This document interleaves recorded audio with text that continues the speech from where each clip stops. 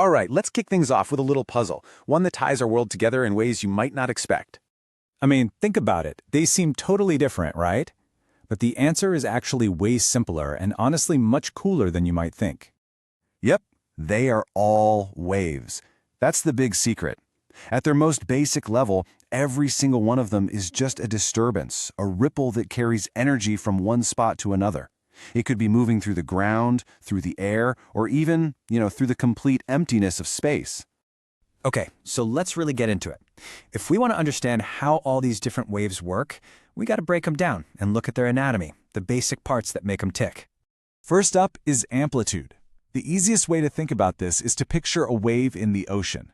The amplitude is just how high that wave is from the calm water level. A bigger wave has a bigger amplitude, and that means it's packing more energy. For sound, this is all about intensity, or what we hear as loudness. And it's super important to remember this is completely different from how fast the wave is traveling. Next, we have wavelength. You'll often see it represented by the Greek letter lambda, and it's exactly what it sounds like: the length of one single wave. You just measure the distance from the top of one wave, the crest, to the top of the very next one. That's your wavelength. And then there's frequency. Okay, imagine you're standing on a pier and you're counting how many ocean waves pass you every single second. That count? That's the frequency. So a higher frequency just means more waves are zipping past you in that same slice of time. Okay, now this is where it gets really interesting. It turns out that waves don't just have different parts, they also have two totally different ways of moving. And it all boils down to the direction of the wiggle, the vibration. So picture this. You take a rope and shake it up and down. The wave travels forward away from you, but the rope itself is just moving vertically, right? That's a transverse wave. Now grab a slinky.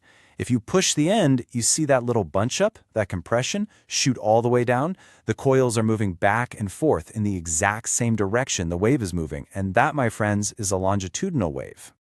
And a guitar is the perfect example of both of these happening at once. When you pluck the string, it wiggles up and down. That's our transverse wave. But that moving string is also pushing and pulling on the air molecules around it. That creates a pressure wave, a sound wave that travels to your ear. And that is the longitudinal wave. Which leads us perfectly into the nature of sound itself. Everything from your favorite song to the annoying traffic outside. So, as we just saw, sound is a classic longitudinal wave. It's this invisible ripple moving through a medium, like air. And as it travels, it creates these little pockets where the air particles get all squished together. We call those compressions, and then areas where they're all spread out, which we call rarefactions. And here's the kicker. Because sound is all about squishing and stretching particles, it has to have particles to work with. It needs a medium. This is a huge deal. It's why sound travels at totally different speeds depending on what it's going through. Generally, it's way faster in solids than liquids than gases. It zips through solid steel like 15 times faster than it moves through the air. And, of course, this is why that old sci-fi movie line is totally true. In the vacuum of space, nobody can hear you scream. There's just nothing there for the sound wave to travel through. Okay, so we've got all this physics down. But how does it all translate into what we actually hear? Like, how does our brain make sense of these physical waves? Well, it's actually a really direct translation from the physics to what we perceive. Remember amplitude, that physical height of the wave? Our brain just interprets that as loudness. It's that simple. A bigger amplitude means a louder sound. Period. And it's the exact same story for frequency. Our brain takes the wave's frequency and turns it into pitch. A really high-frequency wave where the cycles are all bunched up sounds high-pitched to us. A low-frequency wave sounds low-pitched. And what's really cool is that the unique, complex mix of all these different frequencies is what gives a sound its special quality, or its timbre. That's the reason a note played on a piano sounds so different from the exact same note played on a guitar. So here's a really crucial takeaway. All these things we've been talking about, the wave's speed, its frequency, its wavelength, they aren't just random, independent properties. Nope. They are all linked together by one beautifully simple and incredibly powerful rule. And this is it, the universal wave equation. This formula works for every kind of wave we know of. Sound, light, earthquakes, you name it.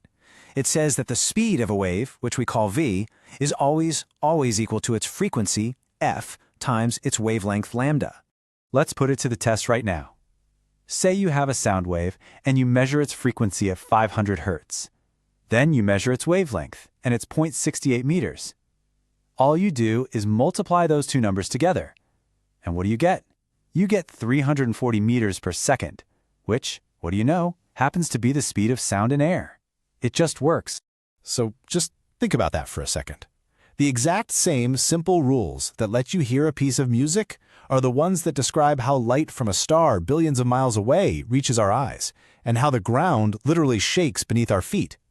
It leaves you with a pretty big question, doesn't it? Where else are these fundamental rules of waves shaping our entire world?